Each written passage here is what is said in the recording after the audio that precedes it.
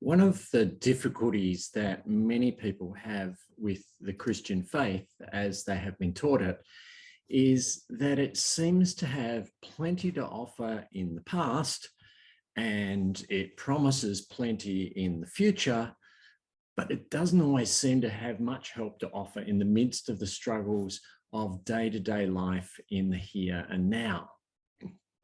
We read stories of the early church, and it sounds as though people were immediately set on fire by the Holy Spirit in ways that healed all their illnesses and brokennesses and filled them with courage and power to do amazing things in the face of overwhelming odds.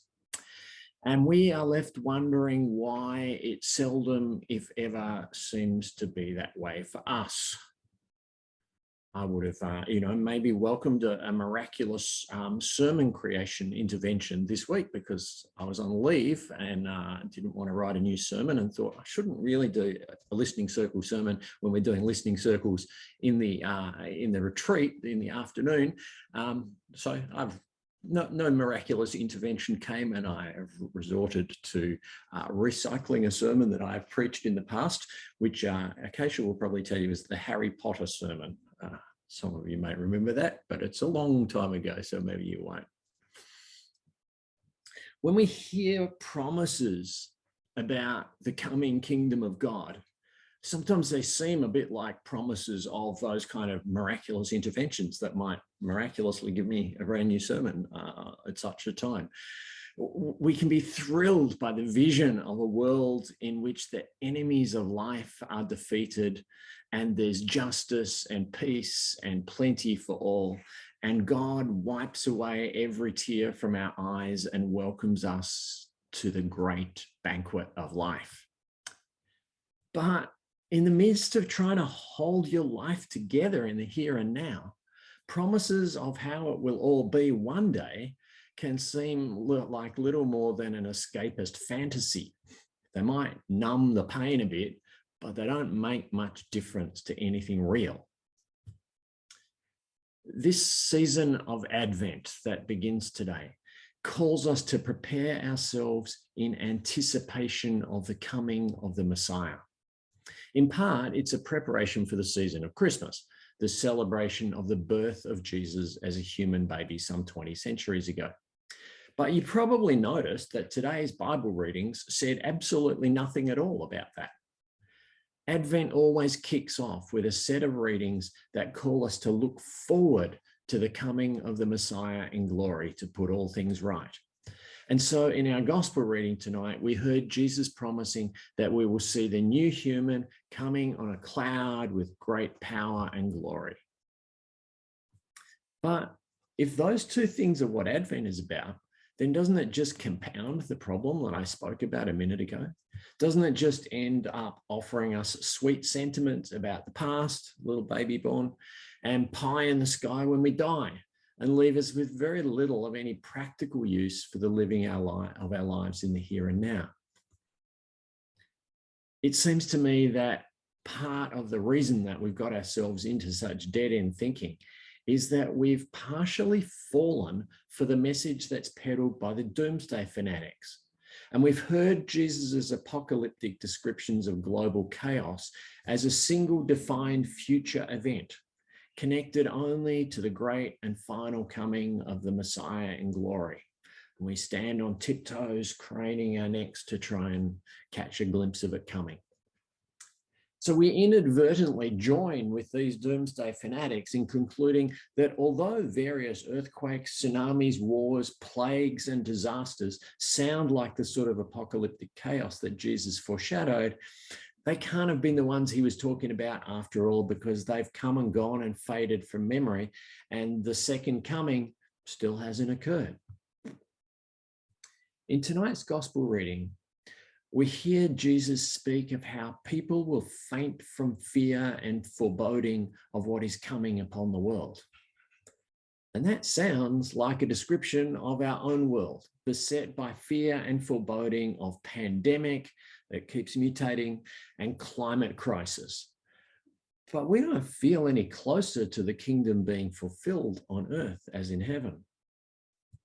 We hear Jesus say that reading the signs of the times is just like predicting the onset of summer by watching the flowers bloom. But time after time, those who predict the end of the world and the coming of the kingdom have been disappointed, and we stop listening and watching. But perhaps we have been far too one-dimensional in our reading of these passages and in our understanding of the message of this Advent season. Perhaps we have been mistaken to think that the terrors that Jesus pointed to were not the terrors that we face. And perhaps we've been mistaken to push our expectations for the coming of the Messiah into the past and into the future. There's no doubt that the first hearers of these words from Jesus understood the apocalyptic descriptions to refer to the chaos that was going on in their world at that time, and to the fear and foreboding that was gripping them and those around them in their day. So perhaps Jesus is not referring to one specific period that's off in the future somewhere. Perhaps he's also calling us to expect the Messiah to come to us with real help in the midst of what we face now, and to be ready for what he will do among us and through us now. One of the Harry Potter books, Harry Potter and the Prisoner of Azkaban, provides a powerful image which I think relates quite strongly to this idea. Of course, there are a few Christians who think that we should ban Harry Potter because they see it all as being about witchcraft, but for some reason the similarities to the Narnia Chronicles don't bother them. The Harry Potter stories are just as capable of a very Christian reading. In The Prisoner of Azkaban, Harry is being threatened by Dementors. Listen to how one of his teachers describes them. Dementors are among the foulest creatures that walk this earth.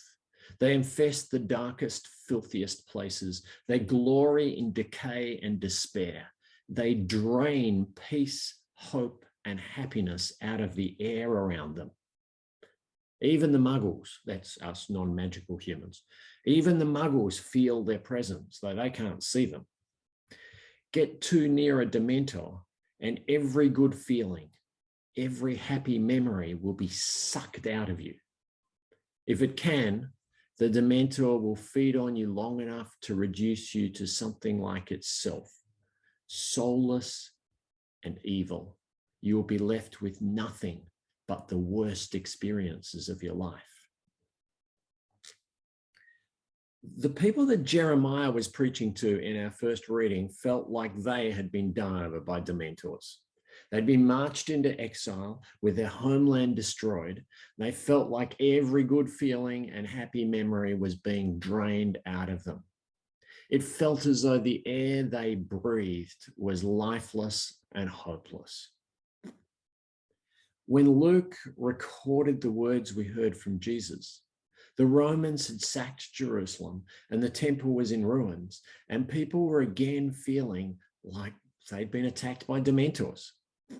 And today, even among those who have not been personally touched by tsunamis or wars or devastating droughts or terrorist attacks, many people know that feeling only too well. Not only have the restrictions of the pandemic been crushing for many people, but even before the pandemic, depression was apparently in epidemic proportions in Western society. We might not see the Dementors, but we know that soulless, lifeless feeling when all colour and hope seems to empty from our world and leave us cold and terrified. J.K. Rowling, the author of the Harry Potter books, has said that the idea for the Dementors came from her own struggles with depression. But even those of us who would not be diagnosed as suffering depression know that there are times when it seems that Dementors are bearing down on us. Because of the threat of the Dementors, one of Harry Potter's teachers, Professor Lupin, sets out to teach him the only defense there is against them, the Patronus charm, which he describes as a kind of anti-Dementor, a guardian that acts as a shield between you and the Dementors. In order to activate the Patronus charm, Harry has to concentrate all his might on the strongest, happiest memory he possesses, and then call out the words Expecto Patronum, which are significant words. They sound a lot like an Advent prayer because literally they mean expect the help of your Father, your guardian. At the crucial moment, when Harry and his wounded godfather are about to be destroyed by a swarm of Dementors, he's able to cry out, Expecto Patronum, and from his wand comes a dazzling, brilliant light in the form of a great stag that charges at the Dementors who flee before its light. The one really powerful, happy memory that Harry was able to focus into the Patronus charm was the memory of being greatly loved by his father and mother who had died to save his life when he was still a baby. And while fiercely holding to the knowledge of that love, that drove away the Dementors. Jesus says, be alert at all times, praying that you may have the strength to escape all these things that will take place. People will faint from fear and foreboding of what is coming upon the world, for the powers of the heavens will be shaken. And then they will see the new human coming in a cloud with power and great glory. So stand up and raise your heads because your redemption is near. The end times experience is not just a special time in the future. It has happened before, it'll happen again, but it is also in the midst of the terrors and turmoil and struggles of now. Yes, there will be a time when everything is fulfilled, but the experience of the one who comes then is an experience that we are to expect and to look for now. Expecto Patronum. Expect the help of the Messiah now. The Messiah who was crucified, and the Messiah who comes to make all things new, and the Messiah who comes to drive off our Dementors and lift our heads now. These are all the same Messiah with the same love and the same commitment to us. But just as Harry found it enormously difficult to summon the Patronus charm, so we must recognize how fiercely determined we will often need to be to recognize and access the help that the Messiah offers to us. I've heard people in this congregation, when beset by Dementors, complain that they never experience God's closeness and they never experience any community or any support in this congregation, when I know for a fact that they have been a dinner guest at another member of the congregation within the last week. As Alison used to remind me, as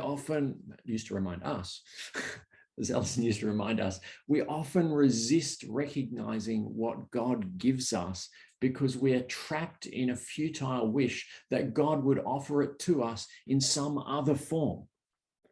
And we're easy prey for the Dementors when we cling to one fixed expectation of what the help should look like.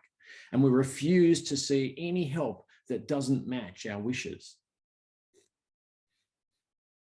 When it feels as though something is draining the peace, hope, and happiness out of the air around you, and every good feeling and every happy memory is being sucked out of you, cling fiercely to a good experience, a good memory. Cling fiercely to the knowledge that you are loved by one who gives his life to save yours. Focus all your energy on that knowledge and cry out to God. Expect the help of your Father, your Messiah. But know that the light that comes may come just as quietly and unobtrusively as the birth of a baby in a shed behind a pub in some far-flung place. But the light comes. Expecto Patronum. The light comes.